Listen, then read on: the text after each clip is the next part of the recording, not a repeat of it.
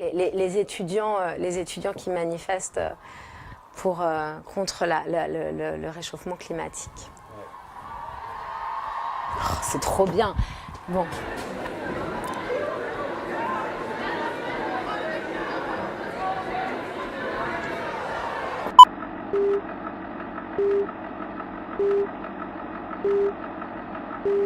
J'ai filmé la rédaction du journal Mediapart de mai 2016 à mai 2017. Un an d'histoire de ce pays où je vis et où je vote.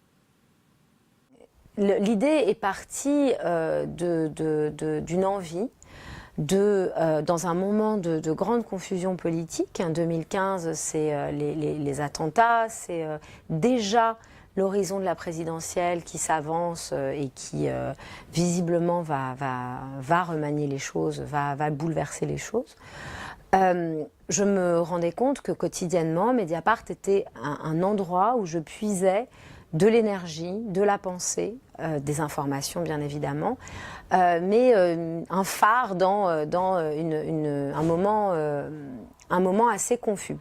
Nous sommes un journal participatif. De quel droit un homme richissime dit aux pauvres qu'il faut qu'il gagne moins d'argent en travaillant plus? L'overdose totale du Macron qui nous insulte en haut de la une du club depuis plus d'une semaine.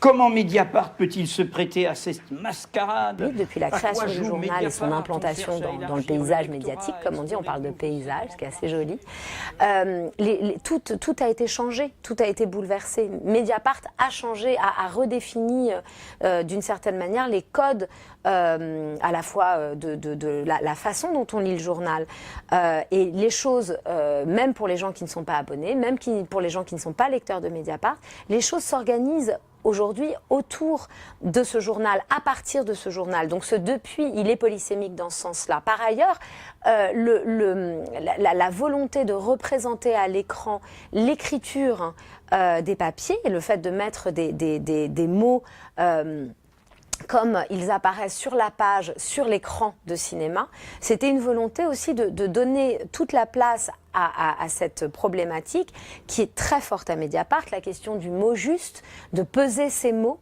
de la modération dans le propos, enfin des choses qui sont intrinsèquement liées à la charte de la presse. Une anecdote, mais qui est importante. À Mediapart, les deux correcteurs, ils sont en tandem, un homme et une femme, les deux sont poètes. Et ça dit quelque chose de la façon dont ce journal fonctionne, dont la façon dont il travaille les mots.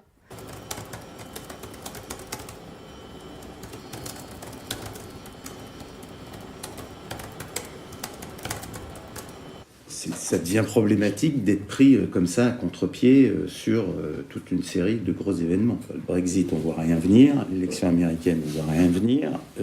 Enfin, c'est pas seulement le problème des politiques et des sondeurs, c'est, je pense, aussi le problème des journalistes. On se plante chaque fois. Je crois, mais c'est intéressant que vous parliez de Libé, parce que je pense qu'il y a eu une génération Nouvelle Obs, il y a eu une génération Libé, et je pense qu'il y a une génération Mediapart. Il y a quelque chose qui se redéfinit à partir de ce journal, qui est de l'ordre du bouleversement historique. Bon, savoir comment... ça, je ne peux pas prédire l'avenir. Je pense que, évidemment, comment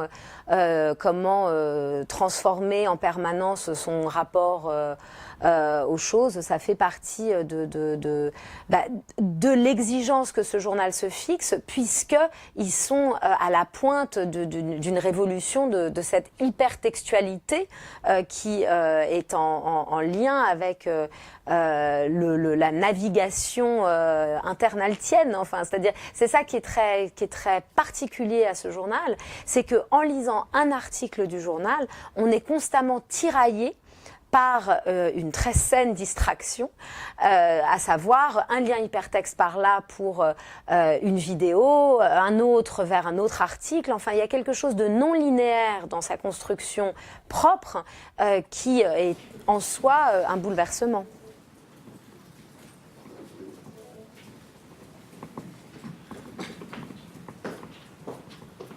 J'ai tourné 300 heures de rush pour 1h40 au final. C'est évidemment, les chiffres, c'est beaucoup. Après, pour 1 an et demi de tournage, c'est pas tant que ça. On a monté pendant 9 mois. Ça, c'est évidemment beaucoup. Le fait est que la particularité de ce tournage, c'est qu'il s'est fait contre vents et marées. Alors, on dirait ça, c'est pas très particulier, ça se fait souvent comme ça, mais on n'avait vraiment pas de financement. Et donc, il y avait quelque chose aussi qui s'organisait à partir des capacités, des volontés singulières.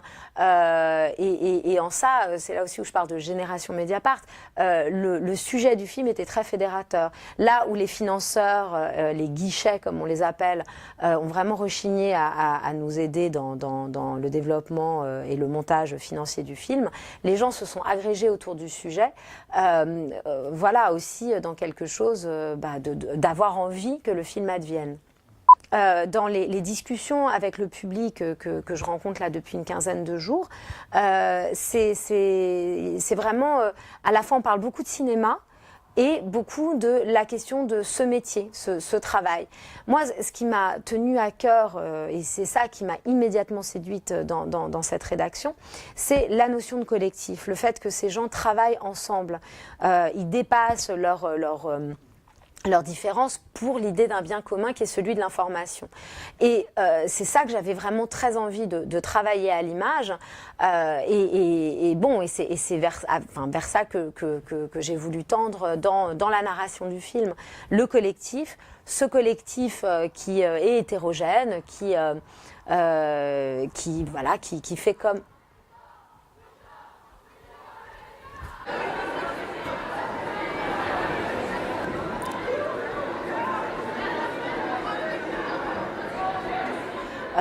On parlait des gros plans. Moi, j'ai vraiment fait le choix de les filmer au plus près parce qu'ils me semblaient beaux. Enfin, et je pense que, quelque part, l'envie que j'ai eue de donner à voir cette beauté du travail collectif, cette beauté de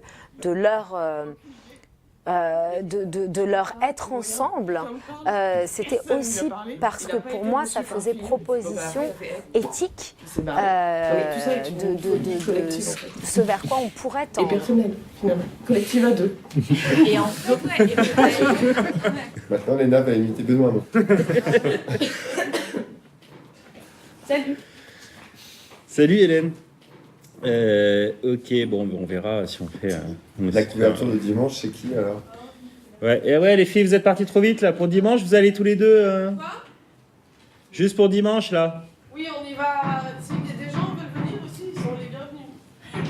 Plus on est fous, plus Mais vous y serez toutes les deux déjà, d'accord. Moi, je vais y aller dimanche. Toi, t'y vas? Ouais. Toi, t'as envie de sniffer de la lacrymo de droite, toi. Tu veux savoir si elle est plus pure, quoi. Print the legend. Mais bien sûr, print the legend. Quelle idée de vouloir faire autre chose que print the legend. Après, le journaliste, he doesn't print the legend. Le cinéaste print the legend.